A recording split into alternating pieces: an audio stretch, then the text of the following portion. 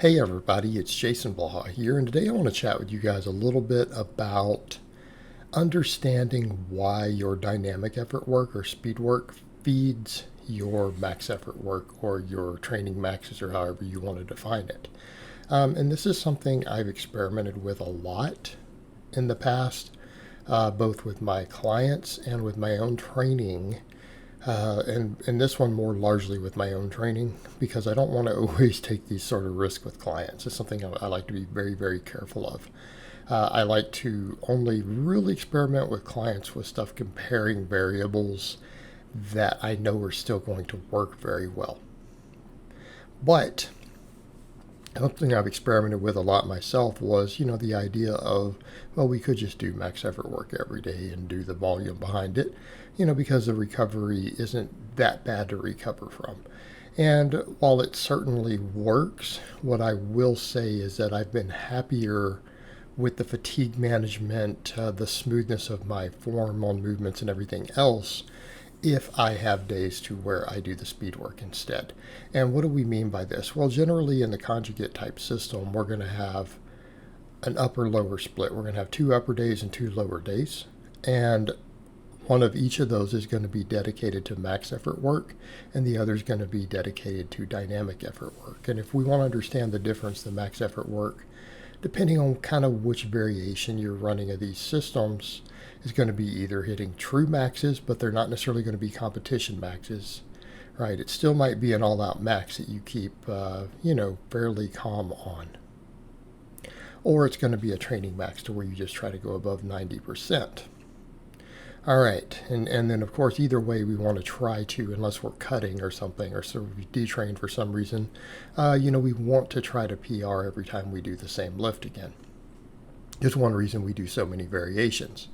All right, on speed work, we would define that as slightly lighter weight to where we still do low reps, meaning they're not going to be rep maxes. They're not going to be rep maxes. It's always going to be a weight you can do quite a few more reps than what we're doing. And occasionally you might do a 5x5 or something on the system, but it's going to be more stuff like 9 triples, 6, 8, 10 doubles, something like that. 10 or 12 singles. But with weights that are even at the most extreme, maybe 80%. Maybe 80%, in some cases 40%. Again, depending on which version of the speed work you're running.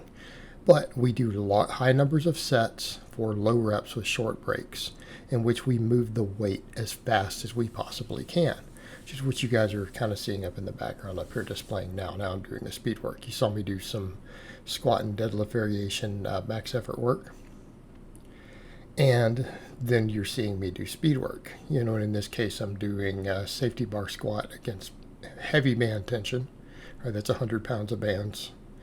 And then speed pulls against 150 pounds of bands. So again, same thing. A lot of band tension or a lot of chain tension. Occasionally we'll do straight weight, or if you don't have access to either one, we'll do straight weight. But in most gyms, you can usually still set up bands with mini bands and get it all set up. Unless you're really strapped for time, and in which case you might come in and do straight weight. Okay, so how do they feed each other? Well, part of it's going to be the recovery side, and the other is going to be the practice side. When I have run these two types of systems, what I have generally found is that if I limit the max effort work to twice a week, I just don't get beat up by it. In other words, we can have 2 days to where we ramp up to a training max or a training max on 2 different lifts, or even a calm 1 rep max. Again, keeping psychological arousal low. It's actually really easy to recover from. If we do it multiple times a week, meaning we come in all our training days and start doing it, it does beat you up more. It will beat you up more. This has been my personal experience. And I don't know that you get any stronger any quicker, because there becomes a threshold to where you can get enough heavy singles in to where doing it more than 2 days a week, we start to see rapidly diminished returns. In other words, even if you do get slightly better at maxing faster, I think once you're used to it, there's very little benefit in my experience. And even if we're talking faster, it still, goes pretty quickly. In other words, 6 weeks of just doing 2 days of max work, most people's maxes are going to continue to go up pretty fast if they haven't been doing max effort work.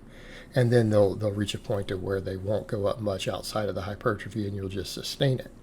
And that actually works very, very well because you're just used to maxing. So you're kind of more or less peaked all the time or close to a peak. So I find you're more beat up. So what does the speed work do? It doesn't fatigue you. In other words, while you're doing speed work, it can be brutal. There are times in between sets you're gasping for air, struggling to breathe, all these things. In fact, speed work done correctly can help improve your conditioning, although it's going to be hard to do it correctly if you're not in shape at all. All right, so there's a bit of a dilemma there. It can help contribute to your GPP in my experience. But if you're not in shape at all, it's going to be very difficult to do it correctly. You're going to have to do the very lightweight versions. Lifters who are really in shape can go heavier with the speed work. All right, but what it does do is it gives you a lot of practice doing first reps. Because even, let's say you're doing even only 6 sets. Some versions you might be doing up to 12 sets. But let's say you're only doing 6. How many times are you setting up singles? Are you setting up a first rep? Well, at least 6 times. And you can do it on squat, bench, and deadlift. All of them every week. So we get a lot of practice on first reps. We get a lot of practice on setups. And because you're having to do it so fast all the time, because we're taking very short breaks, a lot of times the speed work is done with 30 seconds. 60 seconds at the most. But 30 seconds, you're coming back in and hitting another double or triple usually. Well, you do that 6 to 10 times, and you do it with very short breaks. What do? You get very good at getting set up fast. You have to. And you're doing it sometimes while your breath is really high. It's hard to breathe.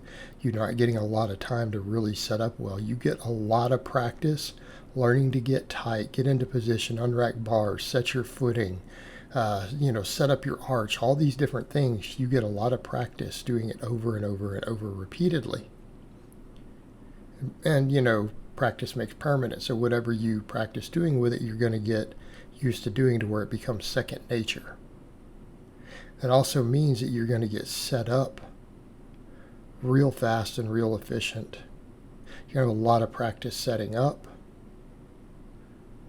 That makes maxing easier. In fact, when you're then maxing and we're calmer, it really makes the max effort work just feel like not a big deal because you're used to having to set up fast, repeatedly, not having time to think about it.